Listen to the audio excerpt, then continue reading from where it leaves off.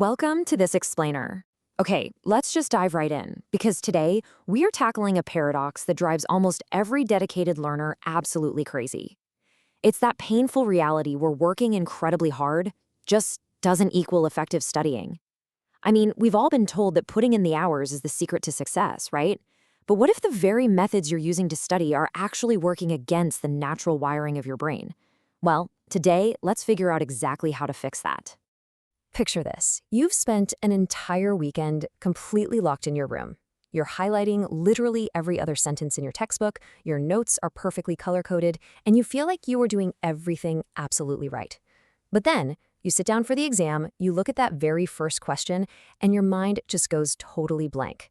It is so unbelievably frustrating to feel like you worked harder than everyone else, but you still ended up with the worst results.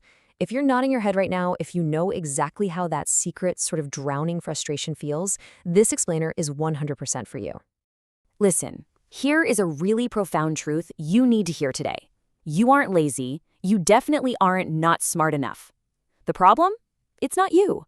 The reality is that you were just never taught how your brain actually works when it comes to retaining information. So let's drop those defenses right now, let's unlearn those bad habits, and start building a system that actually works for you. To do this, we're pulling our solutions today from an incredible source, the book How to Study Like a Genius by Shadow Books. And hey, this isn't just about feeling inspired, it's a highly practical framework for execution. It explains exactly why you're struggling with memory, and it provides a complete overhaul for your study systems. Okay, Section 1.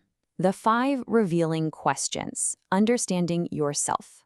So, to diagnose the root of the problem, the source material asks us to honestly answer 5 pretty revealing questions. Ready? First, are you actually learning, or are you just staying busy to avoid feeling guilty? Second, why are you so terrified to take a practice test without your notes right next to you?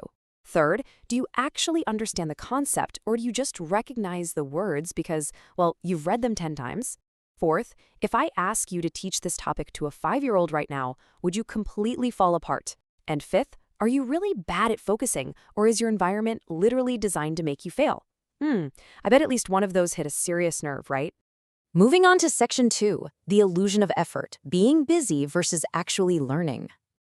There is a massive difference between the illusion of effort and reality. The book makes it crystal clear that we frequently confuse time spent with learning done. I mean, you can literally sit in a chair with a book open for 6 solid hours, but if your brain is just being passive, you're going to retain almost nothing. Actually learning, according to the source, isn't measured by how long your chair was occupied. It's measured solely by what you can recall when the book is closed. Section 3. The power of struggle, testing your knowledge. And that brings us to a massive trap. We absolutely love our safe zones. The book explains that comfortable habits, like passively rereading chapters, well, they feel good. We cling to them. Because taking a practice test without notes reveals our knowledge gaps, and psychologically, a gap feels exactly like a failure. But here's the secret the book highlights. That painful struggle you feel during active recall, that is actually what strengthens the neural connections in your brain. If the studying feels easy and safe, you probably aren't actually learning anything at all. You have got to step out of that safe zone. All right, Section 4, familiarity versus true mastery, tricking your brain. So there is this sneaky psychological trick our brains play on us, completely blurring the line between familiarity and understanding. The book shows that when you reread something 10 times, it creates familiarity. It literally tricks your brain into thinking, oh yeah, I know this, just because you recognize the words on the page. But familiarity is incredibly fragile. It completely disappears the absolute second exam pressure is on. True understanding, on the other hand, is deep. It's robust knowledge that is built specifically through that active testing and struggle we just talked about. That is what holds up under pressure. Section 5, the ultimate test, testing for clarity. The answer here is so simple, yet so challenging. Teaching is the ultimate test of clarity. The source material explains that if you cannot explain a concept simply, say to a 5-year-old, you haven't actually mastered it yet. Think about it. If you try to teach your study topic out loud right now and completely fall apart, stumbling over your words and realizing you don't know the next step, well, that is your brain loudly telling you that you only had familiarity, not clarity. Section 6. Redesigning focus. Fix your environment. Now, the crucial, really empowering truth here is that distraction is not a willpower problem. It is an environmental one. Seriously, stop beating yourself up for being bad at focusing. You do not need more discipline. You just need a better system that isn't literally designed to make you fail. If your phone is buzzing on the desk or you're trying to study in a noisy room, you are fighting a losing battle against your own biology. Fix the environment and the focus will naturally follow. Almost there. Section 7. Strategy over emotion. Shifting your paradigm. When we put this all together, we confront a massive paradigm shift. See, most of us study emotionally. We study when we are wildly anxious, we push harder when we're completely exhausted, and we stick to safe methods that soothe our anxiety for the moment, but just don't work. To get different results, we have to shift to strategic studying. And that means setting up a system that actually respects how human memory works, incorporating active recall, embracing that struggle, and curating a focus-driven environment.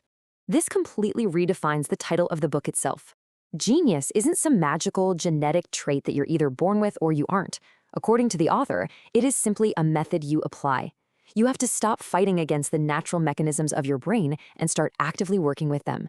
Commit to this SMART framework, ditch the mirror illusion of effort, and apply the methods that actually generate real retention. So, as we wrap up this explainer, I want to leave you with this thought. You can keep doing what is familiar and keep getting the exact same frustrating results, or you can commit to a real system. Ask yourself right now, if you keep studying the exact same way you did today, where will you be in 5 years? Let that be the catalyst that completely changes your approach to mastering your mind. Thanks so much for joining me, and I really hope you put these systems to work the very next time you sit down to learn.